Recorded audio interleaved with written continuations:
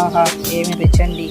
చూసారా ములక్కాయ ఉల్లిపాయ కాంబినేషన్ కర్రీ ఎలా ఉందో. ములక్కాయ ఉల్లిపాయ నార్మల్ కర్రీ అండి. అందులో ములక్కాయ ఉల్లిపాయ పాలు వేసి చేస్తారు చూడండి, చాలా బాగుంటుంది. ఎలా చేస్తామో ఈ వీడియోలో చూద్దాము. ఉల్లిపాయలు మీకు సరిపడా ఎన్నైనా తీసుకొని సన్నగా ముక్కలు కట్ చేసి పక్కన పెట్టుకోవాలి. ఓ పొడవాటి ములక్కాయ తీసుకున్నాను, కట్ చేసి పక్కన పెట్టుకున్నాను. తర్వాత పొయ్యి మీద బాండి పెట్టి ఆయిల్ వేసి ఆయిల్ హీట్ అయిన తర్వాత పోపు దినుసులు సన్నగా కట్ చేసి పెట్టుకున్న ఉల్లిపాయ ములక్కాయ అందులో వేసి పసుపు సరిపడా ఉప్పు కారం వేసి కడదిప్పి ఒక 10 నిమిషాలు మూత పెట్టానండి. అందులో నీరంతా అయిన తర్వాత మగ్గిన తర్వాత ములక్కాయ కొద్దిగా కొద్దిగా మగ్గడానికి కొద్దిగా వాటర్ కలుపుకున్నానండి. మళ్ళీ మూత పెట్టాను.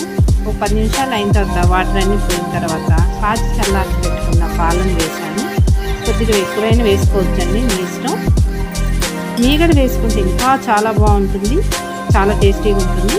కొద్దిగా ధనియాల పొడి కొత్తిమీర వేసాను. మొత్తం కలుపుతూ ఒక 10 నిమిషాలు మూత పెట్టానండి. చాలా బాగుంటుందండి, తింటుంటే తినాలనిపిస్తూ ఉంటుంది. చపాతీలోకి బాగుంటుంది, రైస్లోకి బాగుంటుంది, చాలా టేస్టీగా ఉంటుంది. చూశారు కదా, లాస్ట్ ఇలా ఉంటుందండి.